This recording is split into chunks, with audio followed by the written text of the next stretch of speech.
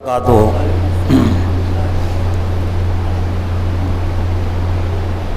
للہ نحمده ونستعینه ونستغفره ونؤمن به ونتوکل علیہ ونعوذ باللہ من شرور انفسنا ومن سیئات اعمالنا قال اللہ تعالی فی القرآن المجید والفرقان الحمید فاعوذ باللہ من الشیطان الرجیم بسم اللہ الرحمن الرحیم وَإِذِ ابْتَلَىٰ إِبْرَاهِيمَ رَبُّهُ بِكَلِمَاتٍ فَأَتَمَّهُنَّ قَالَ إِنِّي جَاعِلُكَ لِلنَّاسِ إِمَامًا قَالَ وَمِن ذُرِّيَّتِي قَالَ لَا يَنَالُ عَهْدِ الظَّالِمِينَ وَقَالَ اللَّهُ تَعَالَى إِذًا إِنَّ إِبْرَاهِيمَ كَانَ أُمَّةً قَانِتًا لِلَّهِ حَنِيفًا وَلَمْ يَكُنْ مِنَ الْمُشْرِكِينَ شَاكِرًا لِأَنْعُمِهِ اجْتَبَاهُ وَهَدَاهُ إِلَى صِرَاطٍ مُسْتَقِيمٍ وَآتَيْنَاهُ فِي الدُّنْيَا حَسَنَةً وَإِنَّهُ فِي الْآخِرَةِ لَمِنَ الصَّالِحِينَ ثُمَّ أَوْحَيْنَا إِلَيْكَ أَنِ اتَّبِعْ مِلَّةَ إِبْرَاهِيمَ حَنِيفًا وَمَا كَانَ مِنَ الْمُشْرِكِينَ وقال النبی صلی اللہ علیہ وسلم اللہم صلی علی محمد وعلی آل محمد کما صلیت علی ابراہیم وعلی آل ابراہیم انک حمید مجید اللہم بارک علی محمد وعلی آل محمد کما بارکت علی ابراہیم وعلی آل ابراہیم انک حمید مجید۔ سامنے کا لٹ چل معزز و محترم دینی بھائیوں، بزرگوں، نوجوانوں، خواتین اور بہنوں،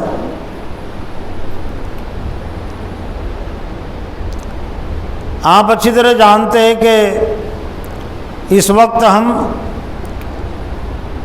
حج اور قربانی کے ایام کے قریب ہیں۔ حج کا زمانہ اور وقت بھی قریب ہے اور قربانی کا زمانہ اور وقت بھی قریب ہے، اور یہ بھی ہمیں اچھی طرح معلوم ہے کہ یہ حج اور قربانی کی تاریخ اور تحریک حضرت ابراہیم علیہ السلام کی زندگی سے جڑی ہوئی ہے۔ حضرت ابراہیم علیہ السلام کی زندگی کو اگر الگ کر دیا جائے تو نہ حج کی تاریخ اور تحریک کو ہم پورے طور سے سمجھ سکتے ہیں، اور نہ قربانی کی تاریخ اور تحریک کو ہم سمجھ سکتے ہیں۔ اس لیے حج اور قربانی کے ایام کی مناسبت سے ہم پر یہ بات بھی عائد ہوتی ہے کہ ہم حضرت ابراہیم علیہ السلام کی زندگی کو کچھ نہ کچھ سمجھنے کی کوشش کریں ان ایام کی مناسبت سے۔ ویسے اگر دیکھا جائے تو انبیاء علیہ السلام کی سیرتوں کو اللہ تعالیٰ نے کسی وقت اور کسی موقع کے تابع نہیں رکھا کہ خاص موقع آئے گا، خاص وقت آئے گا تبھی انبیاء علیہ السلام کی زندگیوں کو جانا جائے، سمجھا جائے، اور وہ موقع نکل جائے، موقع ختم ہو جائے تو پھر حضرت انبیاء علیہ السلام کی زندگی سے ہمارا کوئی تعلق نہ رہے۔ ایسا نہیں ہے، بلکہ اگر ہم روزانہ کے نصاب تعلیم، نظام تعلیم پر غور کریں جو اللہ تعالیٰ نے نمازوں کی صورت میں ہمیں دیا ہے، اور اس میں بھی خاص طور سے سورہ فاتحہ جو ہر نماز کی ہر رکعت میں رکھی گئی ہے، یہ سورہ فاتحہ بھی پوری امت مسلمہ کو تمام انبیاء علیہ السلام کی سیرت سے جڑنے کی اور وابستہ ہونے کی تلقین کرتی ہے۔ اہدنا الصراط المستقیم صراط الذین انعمت علیہم، اے اللہ تو ہمیں سیدھے راستے کی ہدایت دے، ان لوگوں کا راستہ جن پر تو نے انعام کیا۔ اور پھر انعام یافتہ بندوں کو اللہ تعالیٰ نے قرآن مجید کی سورہ نساء کے آیت 69 میں واضح کر دیا، متعین کر دیا، وَمَن يُطِعِ اللَّهَ وَالرَّسُولَ فَأُولَٰئِكَ مَعَ الَّذِينَ أَنْعَمَ اللَّهُ عَلَيْهِم مِّنَ النَّبِيِّينَ وَالصِّدِّيقِينَ وَالشُّهَدَاءِ وَالصَّالِحِينَ وَحَسُنَ أُولَٰئِكَ رَفِيقًا۔ جو اللہ اور اس کے رسول کی اطاعت کرے گا وہ ان لوگوں کے ساتھ ہوگا جن پر اللہ نے انعام کیا۔ اور پھر انعام یافتہ بندوں کو اللہ تعالیٰ نے بیان کیا، من النبیین والصدیقین والشہداء والصالحین۔ اللہ کے انعام یافتہ بندے انبیاء ہیں، صدیقین ہیں، شہداء ہیں اور صالحین ہیں۔ وحسن اولئک رفیقا، اور کیا ہی بہترین ہیں یہ ساتھی۔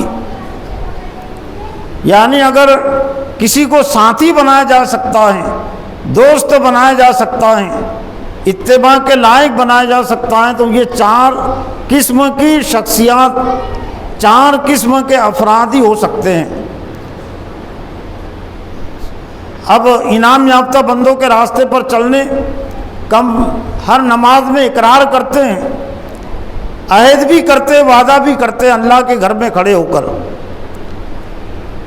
پھر یہ بھی دیکھنے کی چیز ہے کہ کتنے انبیاء کی سیرتوں کو ہم نے جانا اور سمجھا، کتنے صدیقین کی زندگیوں کو ہم نے جانا اور سمجھا، کتنے شہداء اور صالحین کی زندگیوں کو ہم نے جانا اور سمجھا۔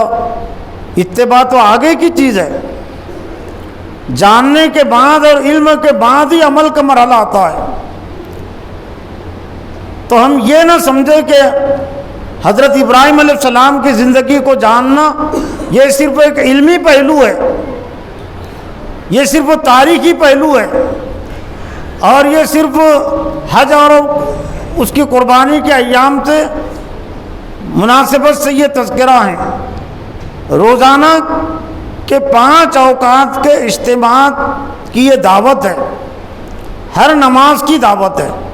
لیکن چونکہ موقع اور مناسبت سے کوئی بات کہی جائے تو اس کا اثر زیادہ ہوتا ہے، اس مناسبت سے کوشش رہتی ہے کہ حج اور قربانی کے ایام کے مناسبت سے سیرت ابراہیم علیہ السلام کی زندگی کے چند گوشے میں اپنے آپ پر بھی واضح کروں اور آپ پر بھی واضح کروں۔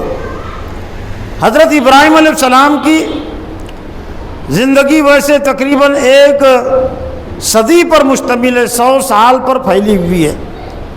اب ظاہر بات ہے 100 سال پر پھیلی ہوئی زندگی کو ایک خطبے میں 2 خطبے میں بیان کر دینا آسان نہیں ہے، لیکن نہ اس کی ضرورت ہے اور نہ یہ کافی ہے۔ البتہ اس موقع کے مناسبت سے کم از کم 2 خطبے تو ضرور پیش کیے جاتے ہیں، لیکن 2 خطبوں میں بھی حضرت ابراہیم علیہ السلام کی زندگی کے چندی حصے اور چندی اہم باتیں پیش کی جا سکتی ہے۔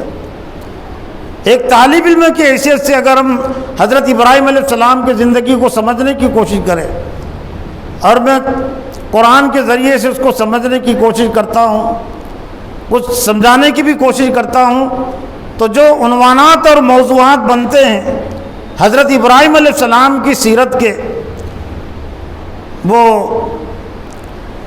کم و بیش تقریباً 8 عنوانات اور 8 موضوعات بنتے ہیں، اور یہ 8 عنوانات اور موضوعات ایسے ہیں کہ ہر عنوان اور موضوع ایک مستقل تقریر، بیان اور خطاب چاہتا ہے۔ اب گویا کہ یہ 8 عنوانات اور موضوعات جو بنتے ہیں تو 2 خطبوں میں اس کو پیش کرنے کی کوشش کی جائے گی۔ جو 8 عنوانات اور موضوعات بنتے ہیں تو ان میں سے سب سے پہلا عنوان اور موضوع جو بنتا ہے وہ ہے مقام ابراہیم۔ اسلام میں ابراہیم علیہ السلام کا کیا مقام اور مرتبہ ہے، اور دوسرا عنوان اور جو موضوع بنتا ہے وہ یہ کہ آزمائش حضرت ابراہیم علیہ السلام، ابتلاء ابراہیم علیہ السلام، آپ پر جو آزمائش آئی۔ تیسرا عنوان اور موضوع بنتا ہے انعام حضرت ابراہیم علیہ السلام۔ یہ ابتلاء اور انعام یہ دونوں ساتھ ساتھ چلتے عنوان۔ آزمائش اور انعام، ان مع العسر یسرا فإن مع العسر یسرا، بے شک ہر تنگی کے ساتھ آسانی ہے، بے شک ہر تنگی کے ساتھ آسانی ہے۔ تو ابتلا اور عنوان یہ حضرت ابراہیم علیہ السلام کی زندگی کے دو اہم عنوان اور موضوع ہے۔ پھر ایک اہم عنوان اور موضوع جو بنتا ہے وہ ہے طلب ابراہیم علیہ السلام۔ حضرت ابراہیم علیہ السلام کے اندر حق کی طلب اور جستجو کیسے تھی؟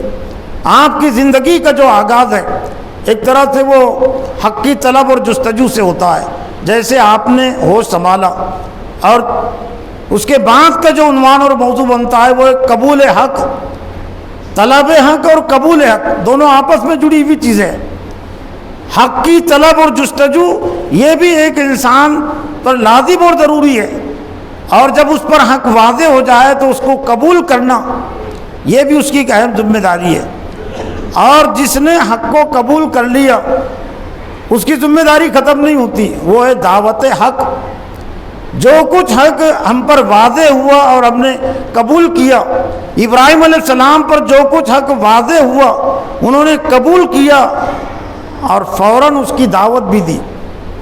تو دعوت حق، اور پھر دعوت حق کے سلسلے میں ایک مرحلہ ایسا بھی آتا ہے کہ جان کی قربانی بھی دینی پڑتی ہے، اور حضرت ابراہیم علیہ السلام کی زندگی میں آیا۔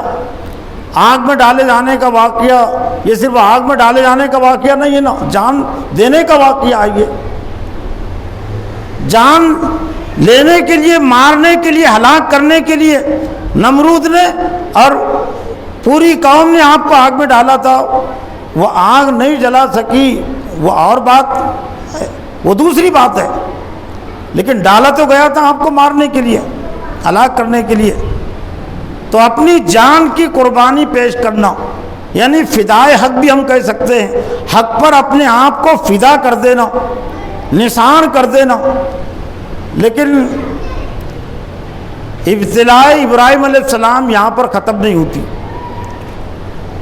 دین کے تقاضے اور مطالبے صرف یہیں پر مکمل نہیں ہو جاتے کہ ایک انسان اپنی جان کی قربانی دیتے، ایک مرحلہ اور باقی رہتا ہے۔ جان سے زیادہ شدید مرحلہ ہوتا ہے بیوی اور بچوں کی قربانی کا۔ اللہ کی رضا اور خوشنودی کے لیے اپنی بیوی کی جدائیگی، ہجرت کو بھی قبول کرنا، اس کے لیے تیار رہنا، اور اپنے بیٹے کو قربان کرنے کے لیے تیار رہنا دین کے لیے۔ دشمنی کی بنیاد پر نہیں، دشمن کی جان لینا آسان ہے۔ کوئی آپ کا دشمن ہے، مخالف ہے، اس سے کوئی دشمنی ہے تو اس پر ہاتھ اور ہتھیار اٹھانا بہت آسان ہے، مزہ آتا ہے اس میں، اس کے آنکھیں ٹھنڈی ہوتی ہے کہ میں اپنے دشمن کو مار رہا ہوں۔ لیکن دشمن نے اپنا لخت جگر، اور پھر کوئی مجرم ہے، کسی نے کوئی قصور کیا ہے، جرم کیا ہے، تو اس کی بنیاد پر مارنا یہ بھی آسان ہے۔ لیکن بچے کا کوئی جرم نہیں ہے، معصوم ہے، لیکن صرف اللہ کے حکم کے خاطر کہ اللہ کا حکم ہے کہ ایسے بے گناہ بچے پر بھی ہاتھ چھری چلائے، اس کے لیے آمادہ اور تیار رہنا، یہ بڑی قربانی کی بات ہے، یہ بڑے عزم اور حوصلے کی بات ہے۔ اور حضرت ابراہیم علیہ السلام اس میں بھی پیچھے نہیں رہے۔ اب یہ 8 نکات اور 8 اہم موضوعات جو بنتے ہیں، ان میں سب سے پہلا عنوان اور موضوع اگر ہم اپنے ذہن اور دماغ میں اس کو رکھیں تو پھر حضرت ابراہیم علیہ السلام کی سیرت کو پڑھتے رہنا، سمجھتے رہنا، جانتے رہنا اور اس سے وابستہ رہنا ہمارے لیے آسان ہوگا۔ جہاں تک کہ حضرت ابراہیم علیہ السلام کے مقام مرتبے کی بات ہے تو اللہ تعالیٰ نے فرمایا کہ وَإِذِ ابْتَلَىٰ إِبْرَاهِيمَ رَبُّهُ بِكَلِمَاتٍ فَأَتَمَّهُنَّ قَالَ إِنِّي جَاعِلُكَ لِلنَّاسِ إِمَامًا۔ وہ وقت یاد کرو حضرت جب کہ اللہ تعالیٰ نے، اس کے رب نے حضرت ابراہیم علیہ السلام کو چند باتوں میں آزمایا۔ سورہ بقرہ کی آیت نمبر 124، چند باتوں کے ذریعے سے امتحان لیا۔ تب گویا کہ امتحان اور آزمائش یہ اللہ کی سنت ہے، یہ اللہ کی پالیسی ہے اور جو جتنا اونچا ہوتا ہے، جتنا بڑا ہوتا ہے اللہ کے نزدیک، اس کی آزمائش بھی اتنی زیادہ شدید ہوتی ہے۔ حضرت صلی اللہ علیہ وسلم سے ایک صحابی نے پوچھا تھا ای الناس اعظم بلاء، لوگوں میں شدید ترین آزمائش کن کی ہوتی ہے؟ تو آپ نے فرمایا کہ الانبیاء ثم الامثل ثم الامثل، سب سے بڑی آزمائش اور شدید آزمائش انبیاء کی ہوتی ہے، اور پھر انبیاء کے بعد فل امثل فل افضل، اور ایک حدیث میں الفاظ فل اقرب فل اقرب، کوئی فرق نہیں پڑتا۔ امثل پڑھ لیجئے، ان کے جو مثل ہوں گے، ان کے جو قریب ہوں گے، کوئی فرق نہیں پڑتا۔ انبیاء کی طرح جو ہوں گے، انبیاء کی اتباع اور پیروی کرنے والے ہوں گے، تو پھر ان کو آزمایا جائے گا۔ فکر کے لحاظ سے، عمل کے لحاظ سے جو انبیاء کے قریب ہوں گے، تو پھر اسی مناسبت سے ان کی آزمائش ہوگی۔ یبتلی الرجل بحسب دینہ، آدمی کی آزمائش ہوتی ہے، اس کا امتحان لیا جاتا ہے اس کے دین کی بقدر۔ دین کا دعویٰ جتنا بڑا ہوگا، دعوے میں جتنا سچا ہوگا، مخلص ہوگا، اس کی آزمائش بھی اتنی شدید ہوگی۔ تو اس لحاظ سے بھی یہ اصول حضرت ابراہیم علیہ السلام کی زندگی پر منطبق ہوتا ہے، فٹ ہوتا ہے۔ کیوں؟ انبیاء نہیں ہے وہ، صرف وہ نبی نہیں ہے، ابو الانبیاء ہے، انبیاء کے باپ۔ انبیاء کے جب باپ کا خطاب اللہ کی طرف سے، اسلام کی طرف سے آپ کے لیے ہے، امامت ناس کا لقب اور خطاب جب اللہ کی طرف سے آپ کو دیا گیا، تو بالکل واجبی چیز ہے کہ آزمائش بھی اتنی زیادہ آپ کی ہونی چاہیے، اتنی زیادہ آزمائش کے لیے آپ کو تیار رہنا چاہیے، اس لیے کہ آپ نبیوں کے باپ ہیں۔ نبیوں کے باپ آپ کو اس لیے کہا گیا کہ حضرت ابراہیم علیہ السلام کی زندگی کے بعد دنیا میں جتنے انبیاء ہیں حضرت محمد صلی اللہ علیہ وسلم تک، وہ سب کے سب آپ کی نسل میں آئے ہیں، وہ سب کے سب آپ کی اولاد میں آئے ہیں۔ دو مشہور و معروف آپ کی اولاد حضرت اسحاق علیہ السلام اور حضرت اسماعیل علیہ السلام۔ حضرت اسحاق علیہ السلام کے بیٹے حضرت یعقوب علیہ السلام، اور ایک طرح سے بنی اسرائیل کے بانی شمار ہوتے ہیں۔ بنی اسرائیل کا سلسلہ نسب اور سلسلہ تاریخ وہ حضرت یعقوب سے شروع ہوتا ہے۔ بنی اسرائیل، حضرت یعقوب علیہ السلام کا ایک نام ہے اسرائیل قرآن مجید میں، خود بنی اسرائیل، اسرائیل کے بیٹے، یعقوب علیہ السلام کے بیٹے، یعنی 12 بیٹے جو تھے، 12 قبیلے وجود میں آئے، اور یہیں سے بنی اسرائیل کی تاریخ بنتی ہے، اور وہ حضرت محمد صلی اللہ علیہ وسلم تک رہتی ہے۔ لیکن بنی اسرائیل نے جب اپنے مشن کو چھوڑ دیا، جو مشن اللہ تعالیٰ نے دیا تھا، حضرت ابراہیم علیہ السلام نے دیا تھا، اس مشن کو چھوڑ دیا، تو پھر اللہ تعالیٰ نے نبوت و رسالت کو بنی اسماعیل میں منتقل کر دیا۔ حضرت اسماعیل علیہ السلام کی اولاد میں کوئی نبی نہیں آیا، آخری نبی آئے، مکہ میں آپ نے بسایا تھا حضرت اسماعیل علیہ السلام کو۔ اور ایسا لگتا ہے کہ جس طرح سے حضرت یعقوب علیہ السلام کے 12 بیٹوں کی تاریخ ملتی ہے، 12 بیٹوں کا وجود، تو حضرت اسماعیل علیہ السلام کے بھی تقریباً 12 بیٹے تھے، اور انہیں 12 بیٹوں کے ذریعے سے 12 قبیلے مکہ میں آباد تھے۔ تو آخری نبی حضرت اسماعیل علیہ السلام کی اولاد میں، اور پھر نبوت کا سلسلہ مکمل کر دیا گیا، ختم کر دیا گیا۔ حضرت محمد صلی اللہ علیہ وسلم، یہ 2 نبیوں کی زندگیوں کو خصوصیت کے ساتھ اللہ تعالیٰ نے جو نمونہ عمل قرار دیا، یوں تو اتباع اور پیروی کے لحاظ سے تمام انبیاء کی اتباع کو اللہ نے روزانہ کے 5 اوقات کے اجتماعات میں شامل کیا سورہ فاتحہ کے ذریعے سے، لیکن حضرت ابراہیم علیہ السلام اور حضرت محمد صلی اللہ علیہ وسلم کی زندگی کے حوالے سے اللہ تعالیٰ نے اسوہ حسنہ کے الفاظ استعمال کیے۔ سورہ احزاب میں حضرت محمد صلی اللہ علیہ وسلم کے متعلق لقد کان لکم فی رسول اللہ اسوۃ حسنہ، تحقیق کہ تمہارے لیے حضرت محمد صلی اللہ علیہ وسلم کی زندگی میں بہترین نمونہ ہے، آئیڈیل ہے، ماڈل ہے، بہترین زندگی کا نمونہ۔ بہترین زندگی کسے کہتے ہیں؟ علمی لحاظ سے، عملی لحاظ سے اگر جاننا چاہتے تو حضرت محمد صلی اللہ علیہ وسلم کی زندگی۔ پھر دوسرے بہترین زندگی خصوصیت کے ساتھ سورہ ممتحنہ میں اللہ تعالیٰ نے فرمایا قد کانت لکم اسوۃ حسنۃ فی ابراہیم والذین معہ اذ قالوا لقومہم انا براء منکم مما تعبدون، تحقیق کہ تمہارے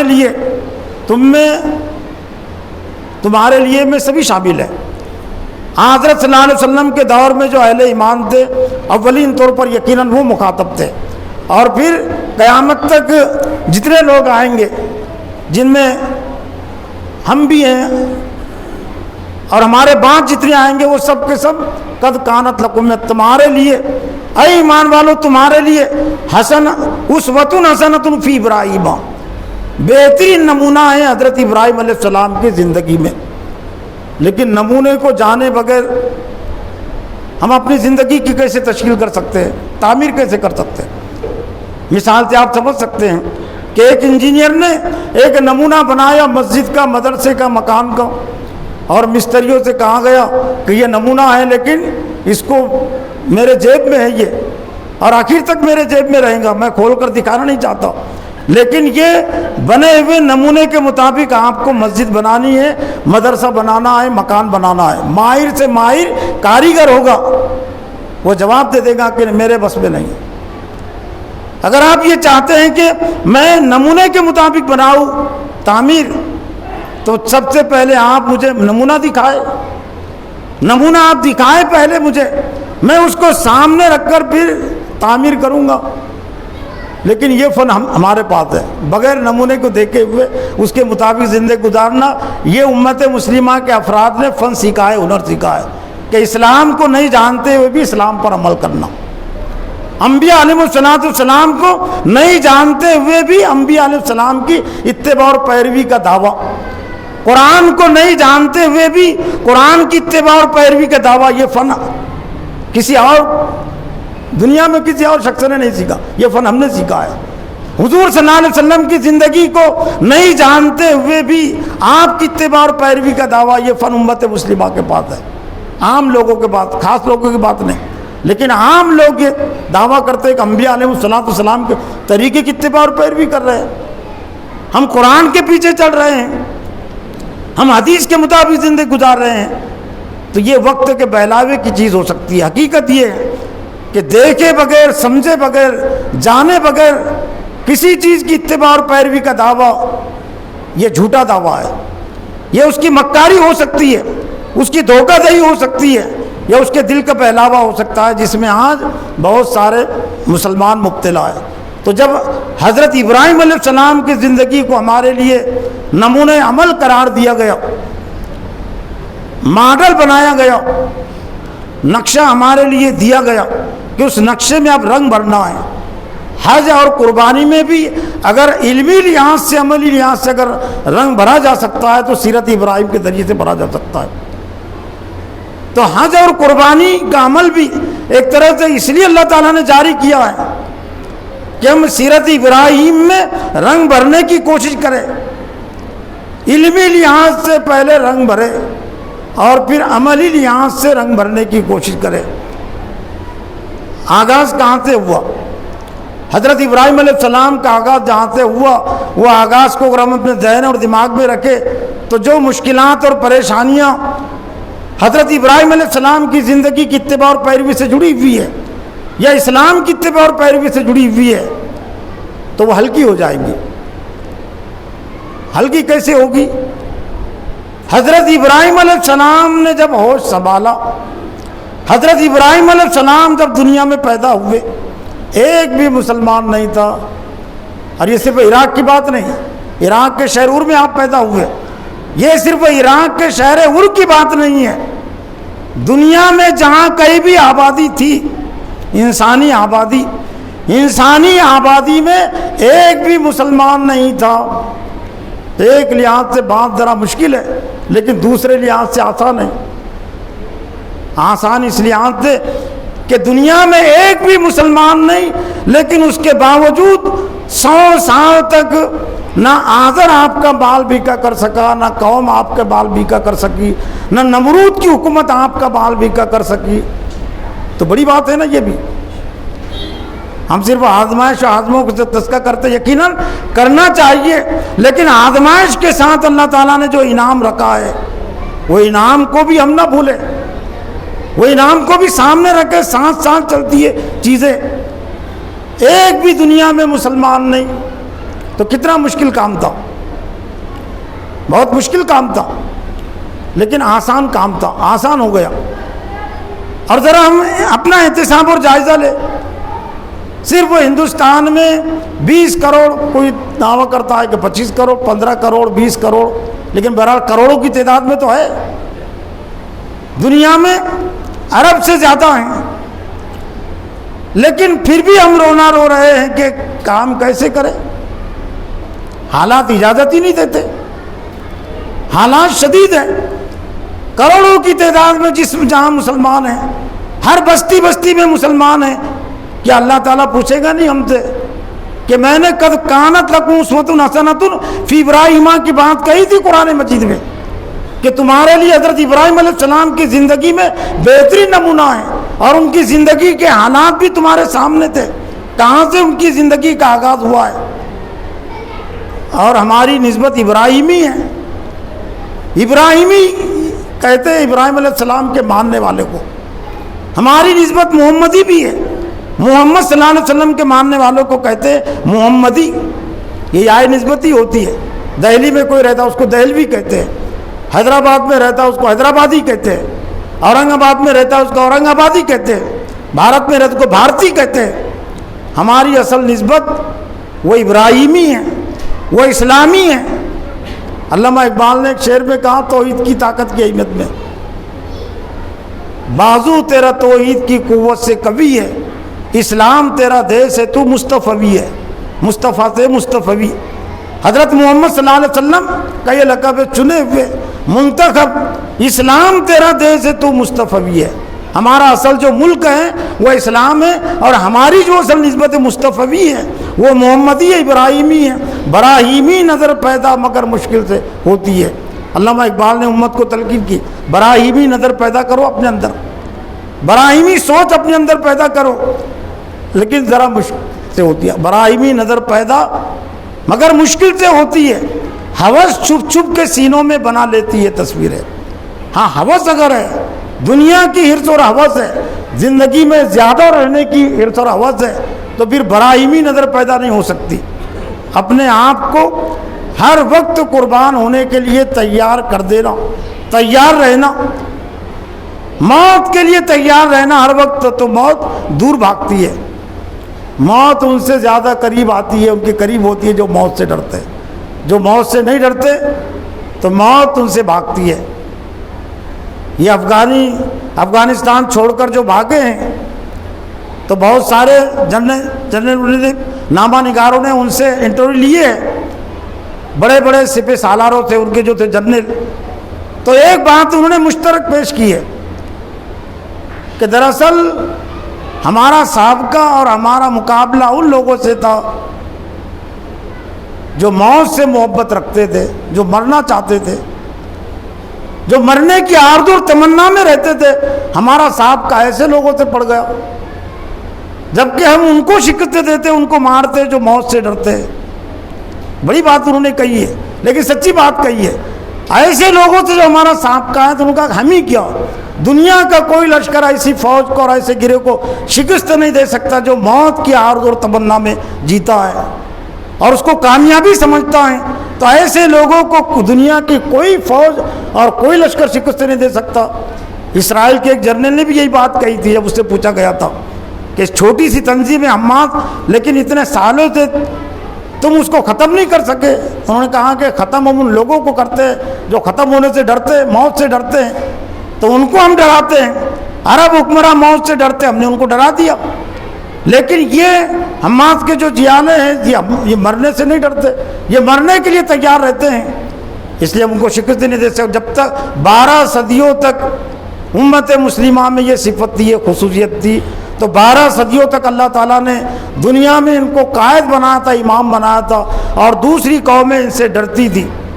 لیکن جب سے مسلمانوں نے موت سے ڈرنے کا گر سیکھا ہے، ہنر سیکھا ہے، گر اور ہنر کیا کہے، مرنے کو کہتے، شہادت کو کہہ سکتے، گناہوں کا لفظ ذلت اور رسوائی جب سے یہ لگی ہے، جب سے مرض لگا ہے، تو اللہ کے رسول نے 1400 سال پہلے کہہ دیا تھا۔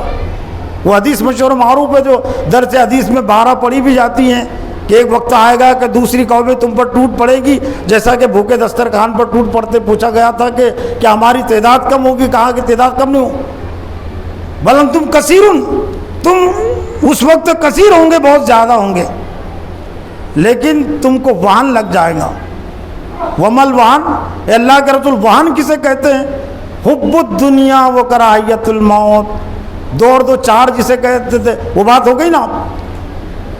امت مسلمہ کے زوال کا اصل سبب اور امت مسلمہ کے ترقی کا سبب، محفوظ ہونے کا سبب یہ حدیث بتاتی ہے کہ تم کو وہن لگ جائیں گا۔ اور وہن کی تعریف جب پوچھی اللہ کہ موت کی کراہیت، مرنے سے نفرت ہوگی اور دنیا کی محبت، اس وجہ سے یہ تمہاری حالت ہوگی۔ اور آج اسی حال میں زندگی آج گزار رہی ایک طرح سے امت مسلمہ۔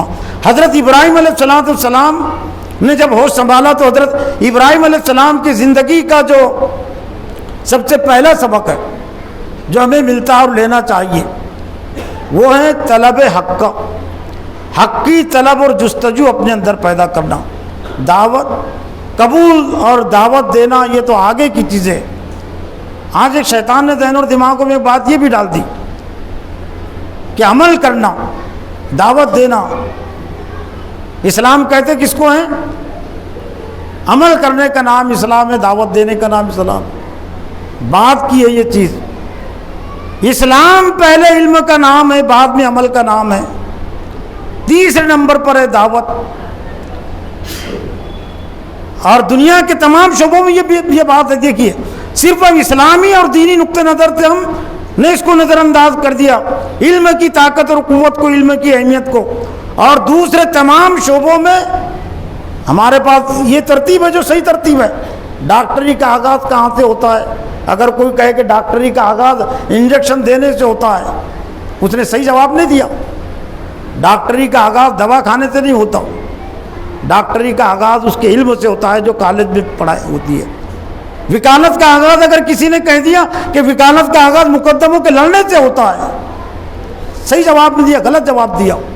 وکالت کا آغاز کورٹ میں مقدمے سے لڑنے سے نہیں ہوتا، جو تعلیم دی جاتی ہے کالج میں، اسکول میں، اس تعلیم کے حاصل کرنے سے وکالت کا آغاز ہوتا ہے۔ ہر چیز میں یہی ہے۔ ماسٹری کا آغاز بھی، تدریسی خدمت، تدریس کا آغاز بھی کلاس پڑھانے سے نہیں، کلاس میں اسکول میں پڑھانے سے نہیں ہوتا۔ کسی نے اگر کہہ دیا کہ مدرسی کا آغاز ہوتا ہے کلاس پڑھانے سے، غلط جواب دیا۔ مدرس کا آغاز ہوتا ہے پڑھنے سے۔ جہاں تعلیم ہوتی ہے ڈی ایڈ کی، بی ایڈ کی، وہ پڑھنے سے اس تعلیم کا آغاز ڈی ایڈ کا ہوتا ہے۔ لیکن یہ بڑا ہمارا عجیب معاملہ ہے، اسلام کا آغاز کرتے ہیں عمل سے، نماز پڑھنے سے اسلام کا آغاز ہوتا ہے، روزہ رکھنے سے اسلام کا آغاز ہوتا ہے، علم سے ہوتا ہے اسلام کا آغاز، طلب حق اور طلب علم سے ہوتا ہے اسلام کا آغاز۔ اور سورہ علق میں بھی حضور صلی اللہ علیہ وسلم پر جو سب سے پہلی وحی تھی وہ یہی بات کی نشاندہی کرتی ہے، اقرأ بسم ربک الذی خلق، سب سے پہلی آیت جو نازل ہوئی آپ پر، پڑھیے اپنے رب کے نام سے۔ حضرت ابراہیم علیہ السلام نے بھی اپنے زندگی کا جو آغاز کیا، اور نبی کی جو زندگی گزرتی ہے وہ اللہ کی روشنی میں گزرتی ہے، اللہ کی ہدایت کی روشنی میں۔ نبی کی زندگی کی ترتیب وہی ہوتی ہے جو اللہ کی ترتیب ہے۔ جیسے آپ نے ہوش سنبھالا تو چونکہ ابو الانبیاء آپ بننے والے تھے، نبیوں کے باپ بننے والے تھے، امام الناس کا لقب آپ کو ملنے والا تھا، تو دنیا کے شرک سے، بت پرستی کے ماحول سے بیزاری آپ کی فطرت میں تھی، آپ کی طبیعت میں تھی۔ غور اور فکر، علامہ اقبال نے ایک شعر میں اس کو واضح کیا ہے کہ کھول آنکھ زمیں دیکھ، فلک دیکھ، فضا دیکھ، آنکھ بند کر کے مت رہے، کھول آنکھ زمیں دیکھ، فلک دیکھ، فضا دیکھ، مشرق سے ابھرتے ہوئے سورج کو ذرا دیکھ۔ جس گھر میں تو پیدا ہوا یہ نہ دیکھتے باپ میرا باپ کیا کر رہا ہے اور مجھے ویسا کرنا چاہیے، جس قوم میں پیدا ہوا ہوں وہ قوم کی اتباع اور پیروی مجھے کرنی چاہیے، یہ مت دیکھ۔ جس حکومت میں میں رہتا ہوں حکومت کیا چاہتی ہے ویسے مجھے رہنا چاہیے. یہ سیرت ابراہیم نہیں ہے. سیرت ابراہیم ہے کہ اپنے باپ کے عقیدے اور باپ کے دین کو بھی موضوع بحث بنائے, چرچا کا وشے بنائے, اس سے بھی اختلاف کرے. اور اللہ تعالیٰ نے حضرت ابراہیم علیہ السلام کی یہی صفت کو سورہ انعام کی آیتوں میں بیان کیا ہے. سورہ انعام کی آیت نمبر 120 سے 23 تک آیتوں میں اللہ تعالیٰ نے یہ چیزیں بیان کی ہیں. وَإِذْ قَالَ إِبْرَاهِيمُ لِأَبِيهِ آزَرَ أَتَتَّخِذُ أَصْنَامًا آلِهَةً إِنِّي أَرَاكَ وَقَوْمَكَ فِي ضَلَالٍ مُبِينٍ. جن چیزوں کی پوجا پرستش ہوتی تھی ان تمام چیزوں کو موضوع بحث بنایا حضرت ابراہیم علیہ السلام نے. غور و فکر کا مدعا اور عنوان, ہندی میں کہتے اس کو چرچا کا وشے عنوان. چاند کو موضوع بحث بنایا, سورج پر غور و فکر کی نظر ڈالی, ستاروں پر غور و فکر کی نظر ڈالی, باپ جس کی اتباع اور پیروی کرتا تھا اس پر نظر ڈالی. لیکن آپ پر یہ بات واضح ہوئی کہ یہ مورتیاں یہ پوجا پرستش کے لائق نہیں ہیں. وَإِذْ قَالَ إِبْرَاهِيمُ لِأَبِيهِ آزَرَ أَتَتَّخِذُ أَصْنَامًا آلِهَةً إِنِّي أَرَاكَ وَقَوْمَكَ فِي ضَلَالٍ مُبِينٍ. یاد کرو وقت جب کہ حضرت ابراہیم علیہ السلام نے اپنے باپ آزر سے کہا انی اراک, بے شک میں تجھے بھی اور تیری قوم کو دیکھ رہا ہوں کھلی ہوئی گمراہی میں. میں نے کہہ دیا ممبر پر کھڑے ہو کر, آپ نے سن لیا, لیکن بات اتنی آسان نہیں ہے. منظر کو سامنے رکھیے. ایک ابراہیم نام کا نوجوان نہیں ہے, ابھی اس نے ہوش سنبھالا ہے. لڑکا جس کو کہہ سکتے ہیں, ہوش سنبھالنے والا لڑکا, ہوش اور آواز کی ذرا اس میں صلاحیت پیدا ہوئی, تمیز پیدا ہوئی. اور اپنے باپ آزر سے جو حکومت میں مذہبی امور کا وزیر ہے, عام وزیر بھی نہیں, آزر صرف باپ نہیں تھا. باپ کی بھی بڑی اہمیت ہوتی ہے, باپ سے بھی ڈرتی ہے اولاد, لیکن باپ اگر حکومت میں وزیر ہے تو پھر تو ڈرنا ہی پڑتا ہے. باپ کی ناراضی مول لینے کا مطلب اقتدار کی ناراضی مول لینا ہے. باپ کی دشمنی مول لینے کا مطلب اقتدار کی دشمنی اور مخالفت مول لینا ہے. اور آپ کو معلوم تھا کہ باپ میرا نمرود کی حکومت میں وزیر ہے اور مذہبی امور کا وزیر ہے. مذہب کس کو کہتے ہیں اور مذہب کو کیسے چلایا جاتا ہے, یہ تھا آزر کے ذمہ کام.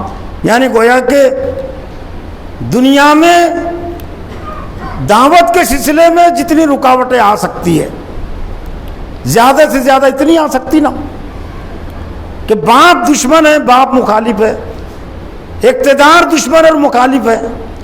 حالانکہ کبھی کبھی ایسا نہیں ہوتا, باپ ہم خیال ہوتا ہے, اقتدار ہوتا ہے دشمن. لیکن یہاں باپ بھی ہم خیال نہیں ہے, قوم بھی ہم خیال نہیں ہے, وقت کا اقتدار بھی ہم خیال نہیں ہے. لیکن ایک لفظ کے لیے بھی اور ایک لمحے کے لیے بھی حضرت ابراہیم علیہ السلام کی دعوت نہیں رکی, اور ایک لمحے کے لیے, ایک پل کے لیے بھی حضرت ابراہیم علیہ السلام کی زندگی کم نہیں ہوئی. حضرت ابراہیم علیہ السلام کی زندگی کے ایک پل, ایک ساتھ, ایک گھڑی نہ آزر کم کر سکا, نہ قوم کم کر سکی, نہ نمرود کم کر سکا. آزمائش, انعام, یہ ساتھ ساتھ یہ چلتے ہیں. حضرت ابراہیم علیہ السلام کے لیے جتنی آزمائش تھی اتنا ہی اللہ تعالیٰ کی طرف سے انعام بھی تھا. سب کچھ کرنے کے باوجود, پتھروں سے مارنے کی دھمکی دینے کے باوجود آزر کے بد میں کیا ہو سکتا تھا. لہو معقبات من بین یدی ومن خلفی یحفظونہ من امر اللہ. سورہ رات کی آیت نمبر 11 میں ہے اللہ تعالیٰ کی پالیسی. اس کے لیے پہرے دار مقرر ہے.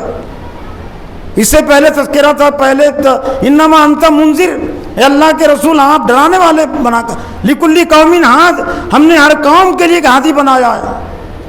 شہادت اگر ہو بھی جاتی تو کوئی فرق نہیں پڑتا تھا, شارٹ کٹ راستے سے حضرت ابراہیم علیہ السلام جنت میں پہنچ جاتے. 100 سال کی عمر کا انتظار نہیں کرنا پڑتا تھا.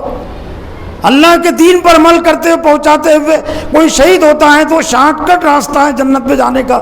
لیکن اللہ تعالیٰ اپنے خاص بندوں کو شارٹ کٹ راستے سے نہیں گزارتا. کچھ مخصوص بندے ہوتے ہیں اور اس وقت گزارتا ہے جب کہ ان کا کوئی متبادل پیدا ہو گیا, ان کے کام کو سنبھالنے والا پیدا ہو گیا, تب اللہ تعالیٰ وہ شارٹ کٹ راستے سے گزارتا ہے. حضرت خالد سیف اللہ، جن کا رقب ہے اللہ کی طرف سے خالد بن ولید، اللہ کے رسول کی طرف سے تلوار کا لقب، ان کی زندگی پر ان کا ثانی پیدا ہی نہیں ہوا، کوئی متبادل پیدا نہیں ہوا، تو شہادت بھی نہیں ملی۔ 300 جنگیں انہوں نے لڑی ہے۔ اگر کوئی سمجھتا ہے کہ مرنے سے، مارنے سے، جنگ لڑنے سے کوئی مرتا ہے، اس کی موت ہوتی ہے، تو میرا اپنا احساس یہ فلسفے کو سمجھنے کے لیے حضرت خالد بن ولید کی زندگی یہ بڑا جواب ہے۔ آرزو اور تمنا میں رہتے تھے ہر وقت۔ 300 مورخین نے جو کچھ لکھا، اور یہ 300 جنگوں کی جو بات ہے، یہ اسلام قبول کرنے کے بعد، زمانے جاہلیت میں بھی انہوں نے جنگیں لڑی ہے، وہ تعداد نہیں 300۔ جنگ احد میں تو مشرکین مکہ کی طرف سے تھے، اور جنگ احد میں مشرکین مکہ کو جو کامیابی ملی، اس میں حضرت خالد بن ولید کی جنگی صلاحیت کا ہاتھ تھا، دخل تھا۔ وہ طاق میں تھے، اس درے کے جس کی چوٹی پر اللہ کے رسول نے تعینات کیا تھا، اس کے انتظار میں تھے کہ وہ کب خالی ہوتا ہے۔ اور جب وہاں خالی ان کو وہ چوٹی نظر آئی، تو فوراً انہوں نے وہ پہاڑ کا چکر مار کر پیچھے سے آ کر حملہ کر دیا، اور فتح جو تو شکست میں تبدیل ہو گئی۔ لیکن یہ 300 جنگوں کی جو بات ہے، جن میں سے 100 بڑی بڑی جنگیں ہوئی ہے جو حضرت خالد نے جیتی ہے، لیکن موت بستر پر ہوئی ہے۔ زندگی پر ان کو شہادتوں کا ثواب ملا ہوگا۔ الاعمال بالنیات، اعمال کا دار و مدار نیت پر ہے، لیکن ایسا لگتا ہے کہ آئندہ امت مسلمہ کو بتانے کے لیے، دکھانے کے لیے اللہ تعالیٰ نے یہ معجزہ بھی صادر کیا ہو کہ 300 جنگوں میں جو ایک شخص لڑتا ہے۔ 8 ہجری میں اسلام قبول کرتے ہیں، 22 ہجری میں ان کی موت ہوتی ہے۔ 14 سال کی عمر میں 300 جنگوں کی شرکت، اور سپہ سالار کی حیثیت سے آگے رہنے کا مطلب دشمنوں کے قریب رہنا ہی ہوتا ہے، سب سے آگے رہنا۔ لیکن موت نہیں ہو سکی، شہادت نہیں ہو سکی، لیکن ہزاروں شہادتوں کا ثواب شاید ملا ہوگا آپ کو، اور ضرور ملے گا۔ حضرت ابراہیم علیہ السلام کی زندگی بھی یہی ہمارے سامنے پیغام پیش کرتی ہے کہ آزر کی دشمنی، قوم کی دشمنی، نمرود کی دشمنی آپ کا راستہ نہیں روک سکی۔ تو طلب حق کی جستجو اور کیفیت، یہ حضرت ابراہیم علیہ السلام کی زندگی کا سب سے پہلا سبق ہے۔ میں بھی احتساب لوں اپنا، آپ بھی احتساب لے۔ یہ حق کی طلب اور جستجو تو اس وقت حضرت ابراہیم علیہ السلام نے اپنے اندر پیدا کی تھی، اور یہ چیزوں کو بحث کا مدعا اس وقت بنایا تھا جب آپ کو ابھی وہی نازل نہیں ہوئی تھی۔ لیکن قرآن مجید کو نازل ہوئے 1400 سال سے زیادہ کا عرصہ ہو گیا، ہزاروں تفسیریں، ہزاروں کتابیں ہیں۔ کتنے لوگوں نے سورہ فاتحہ سے لے کر سورہ والناس تک قرآن مجید کو سمجھ کر پڑھا، کتنے نمازیوں نے اور کتنے دینداروں نے اپنے اندر قرآن مجید کو سمجھنے کی طلب اور جستجو پیدا کی۔ صحابہ کرام کے ہم نام لیتے ہو، لینا بھی چاہیے، لیکن صحابہ کرام کی زندگی کیا تھی؟ صحابہ کرام نے جب ایمان قبول کیا تو ہر چیز کے متعلق سوال کرتے تھے، جو بھی سامنے پیش آتی تھی۔ قرآن مجید کا ایک بڑا حصہ صحابہ کرام کے جوابات میں نازل ہوا ہے۔ لیکن آج یہ طلب علم کی کیفیت اور طلب حق کی کیفیت زندگی سے نکل گئی، اس لیے قبول کی کیفیت بھی نکل گئی، عمل کی کیفیت بھی نکل گئی۔ جس طرح سے جس چیز کا علم نہیں ہوتا ہے وہ کام مشکل ہو جاتا ہے، ناممکن ہوتا ہے، اور جس کا علم ہوتا ہے وہ کام آسان ہو جاتا ہے۔ دنیا کی بے شمار مثالیں سمجھ سکتے ہیں۔ جس نے موٹر سائیکل چلانا نہیں سیکھا تو اس کے لیے بہت مشکل ہے نا، نہیں چلا سکتا موٹر سائیکل، لیکن جس نے سیکھ لیا اس کے لیے چلانا آسان ہے۔ جس نے کار چلانا نہیں سیکھا اس کے لیے بہت مشکل ہے کار چلانا۔ جس نے کپڑوں کی سلائی نہیں سیکھی، جو ٹیلر نہیں بنا، تو ٹیلرنگ کرنا اس کے لیے بہت مشکل ہے، ناممکن ہے۔ تو مسئلہ ہمارا یہ اصل میں لوگ صرف عملی کوتاہی کا تذکرہ کرتے ہیں، علمی کوتاہی پہلے نمبر پر ہے۔ علم پہلے خراب ہوا ہے، بعد میں عمل خراب ہوا ہے۔ بے علمی سب سے بڑا مرض ہے امت مسلمہ کا، اور یہ بے علمی نے بد عملی کو جنم دیا ہے۔ اگر ہم بد عملی کو دور کرنا چاہتے ہیں تو پہلے بے علمی کو ہم دور کریں۔ بے علمی جب دور ہو جائے گی، غفلت دور ہو جائیں گی، جہالت دور ہو جائیں گی، وہ علم کی روشنی خود بخود اپنے اندر عمل کو لائے گی۔ حضرت ابراہیم علیہ السلام کی زندگی کا سبق بھی یہی ہے کہ جب حق کی طلب اور جستجو پیدا ہوئی، حق آپ پر واضح ہوا، تو پھر قبول کرنا آپ کے لیے کام مشکل تھا، اس لیے پہلے سے آپ اس کی طلب میں تھے۔ اذ قال رب اسلم قال اسلمت لرب العالمین۔ جب اس کے رب نے کہا کہ مسلم ہو جاؤ، اسلمت لرب العالمین، حضرت ابراہیم علیہ السلام نے کہا کہ میں رب العالمین کے لیے مسلم ہو گیا، پھر دعوت کی ذمہ داری ڈالی گئی ہے، تو اس میں بھی آپ نے کوئی پس و پیش نہیں کیا۔ لیکن علامہ اقبال رحمۃ اللہ علیہ کے ایک شعر سے ہم سمجھ سکتے ہیں کہ اس راستے کی کچھ آسانیاں بھی ہیں اور کچھ مشکلات بھی ہیں، لیکن وہ شعر اپنے اندر وہ مشکلات بھی پیش کرتا ہے، لیکن جو آسانیاں ہیں وہ بھی کہ آگ ہے اولاد ابراہیم ہے نمرود ہے، آگ ہے اولاد ابراہیم ہے نمرود ہے، کیا کسی کو پھر کسی کا امتیاز مقصود ہے۔ حضرت ابراہیم علیہ السلام کے دور کی بات تو کی علامہ اقبال نے، لیکن وہ موجودہ دور کو سمجھانا چاہ رہے ہیں، موجودہ امت مسلمہ کہ آگ ہے، آگ سزا کے معنی میں، جیسا کہ آگ کے ذریعے سے ان کو سزا دی گئی تھی، اولاد ابراہیم ہے، ابراہیم علیہ السلام کے وہ اسماعیل اور اسحاق تو اولاد نہیں ہے، لیکن ہم کم اولاد نہیں ہیں نا، آل ابراہیم میں ہمارا بھی شمار ہے۔ اللہم صلی علی محمد وعلی آل محمد کما صلی تعالی ابراہیم وعلی آل ابراہیم انک حمید، اس میں سبھی آتے ہیں، آل کہتے ہیں ماننے والوں کو۔ تو اولاد ابراہیم نمرود ہے، یہ اس نمرود کی بات نہیں جو نمرود تھا، یہ موجودہ دور کے جو حکمراں ہیں علامہ اقبال ان کو پیش کیا۔ آ گئے اولاد ابراہیم نمرود ہیں، کیا کسی کو پھر کسی کا امتیاز مقصود ہے؟ ہاں کسی کو پھر کسی کا امتیاز مقصود ہے۔ اس کے جواب میں کہنا چاہیے کہ ہاں کسی کو کسی کا امتیاز مقصود ہے۔ دنیا میں آج سے 4,000 سال پہلے جب 3 چیزیں جمع ہوئی تھی، ابراہیم جمع ہوا تھا، آگ جمع ہوئی تھی، نمرود کا اقتدار تھا، تو یہ کشمکش تھی۔ تو جب اسی نوعیت کی 3 چیزیں جمع ہیں، ابراہیم نہیں تو اولاد ابراہیم ہے، وہ آگ نہیں ہے، تو وہ موجودہ آگ تو سزائے تو ہے، اور موجودہ دور کے حکمرانوں تو ہیں، تو ایسا لگتا ہے کہ اللہ کو امتحان مقصود ہے۔ لیکن علامہ اقبال نے جو دوسرے شعر میں جو کہا کہ بے خطر کود پڑا آتش نمرود میں عشق، عقل ہے محو تماشائے لبے بام ابھی، آج بھی ہو جو براہیم سا ایما پیدا، آگ کر سکتی ہے انداز گلستہ پیدا، آج بھی ہو جو براہیم سا ایما پیدا، آگ کر سکتی ہے انداز گلستہ پیدا، اللہ کی پالیسی۔ لیکن انداز گلستہ میں آج براہیم سا ایمان میں ہم صرف اس واقعے کو سامنے رکھے، وہ ایمان جو باپ کی دشمنی اور مخالفت سے نہیں روک سکا، اور جو قوم اور جس نے قوم کی اور اقتدار کی دشمنی مخالفت مول لی، آج بھی ہو جو براہیم سا ایمان پیدا، آگ کر سکتی ہے انداز گلستہ پیدا۔ یہ موجودہ دور کی آگے اور یہ موجودہ دور کی جیلیں راستہ نہیں روک سکتی، جس طرح ابراہیم علیہ السلام کا راستہ نہیں روکی۔ جیل تو اقتدار میں جانے کا ذریعہ بھی بنتی ہے، اور یوسف علیہ السلام کی زندگی ہمارے لیے نمونہ ہے، جیل سے ان کے اقتدار کا راستہ نکلا نا، جیل میں ان کو ڈال دیا گیا، تو جیل میں تو سزا کے لیے ڈالا جاتا ہے ایک طرف تعلق رشتہ توڑنے کے لیے، لیکن حضرت یوسف علیہ السلام کے لیے وہی جیل وہ اقتدار تک پہنچنے کا زینہ اور ذریعہ بنی، قیامت تک کے لیے امت مسلمہ کے لیے نمونہ عمل ہے۔